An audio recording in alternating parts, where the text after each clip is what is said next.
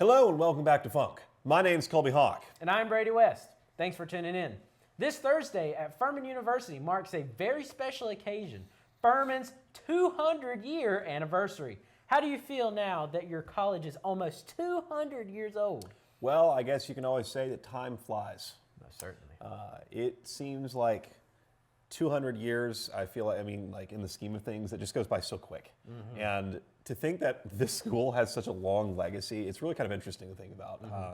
I know that back in 1826, they started out as like a Baptist focused, not necessarily university, but a school that I was learning about this from some of my classes. I don't think they had like the capability or like the permissions to give like college diplomas out, but they were working on getting towards that. And then up into the 1950s, they had the Greenville Women's College and Furman University downtown. So actually, the history of Furman University here on Poinsett Highway, it's only been around for 70, 80 years. So, everything's a little bit more recent in history here, but there's a very long legacy. And it is, I'm not the most informed about it, but it is kind of cool to think that this place has been around for so long. Guess we'll learn more Thursday with various events. Well, they have the time capsule. Mm-hmm. I know everybody's kind of been on the edge of their seat with what's going to be in this. We'll be covering that, so stay tuned. Yeah, so stay tuned for that. It could be something epic. Mm-hmm. Right? But yeah, it'll be a pretty cool opportunity to see what's in there. I believe, and don't quote me on this, but I think it's from like the 1990s. Oh, really? So a little bit more of a recent one, but everybody's so nostalgic for everything these days with even the 2000s, so I'm sure that it'll That's still almost 30 years old, so it'll be very interesting. A blast from the past. Mm-hmm, most certainly. Well, anyway, with that in mind, let's take a look at the weather forecast for the next few days, shall we? Today is sunny with no chance of rain or snow, so rest assured there will be no more ice, which is a very good thing. With a high of 53 degrees and a low of 34 degrees, you can expect to be cold, but not too cold. Tomorrow, you can expect a drastic increase in temperature from a high of 74 degrees to a low of 58. On Wednesday, you can also expect a high of 69 degrees and a low of 37 with a very slim chance of rain. That's all for the weather. Today's word of the day is fortuitous. Fortuitous is a word that usually describes something that comes or happens by a lucky chance. It can also mean happening by chance and fortunate, lucky. The word can be used in the context of sentences such as, it was fortuitous that there was no traffic when the student was late, or the fact that he won the lottery was fortuitous. In sporting news, your Furman basketball team suffered a gruesome defeat yesterday afternoon at the hands of the UNCG Spartans, 67-64. Once again, the Dins shot poorly from beyond the arc, hitting only 26.3% of their three-point attempts compared to the Spartans' 52.6%. On a better note, Cooper Bowser scored 20 points to lead the team, putting together his best outing of the season.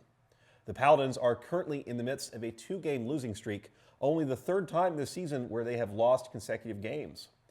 Furman retakes the court on Wednesday evening against the Mercer Bears, hoping to snap the losing skid.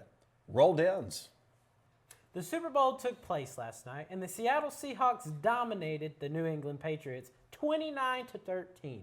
Frankly, despite what the score may suggest, this game was an absolute defensive masterclass on both sides.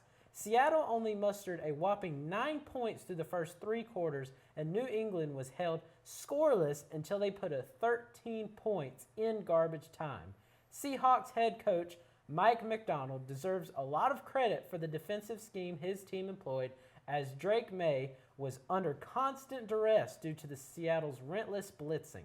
Moreover, questions about 4 overall pick Will Campbell's arm length will certainly be discussed this offseason, as the rookie looked completed loss against the Seahawks veterans defense.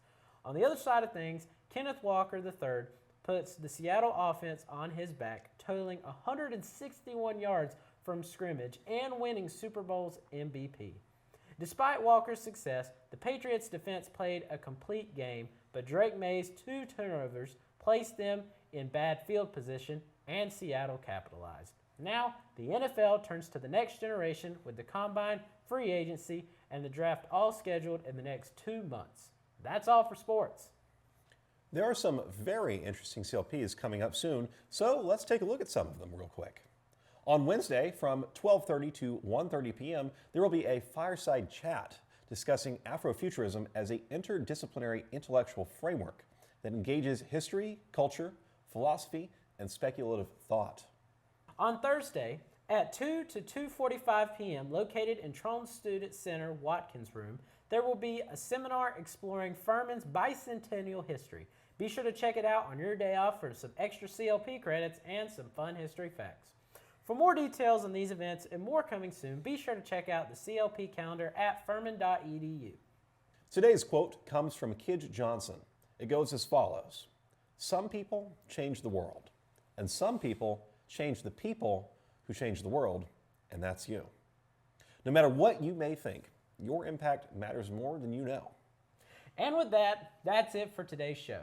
If you have any questions, comments, or stories, be sure to contact us at can'tstopthefunc@gmail.com. I'm Brady West. And I'm Colby Hawk. Thanks for tuning in, and we'll see you next time.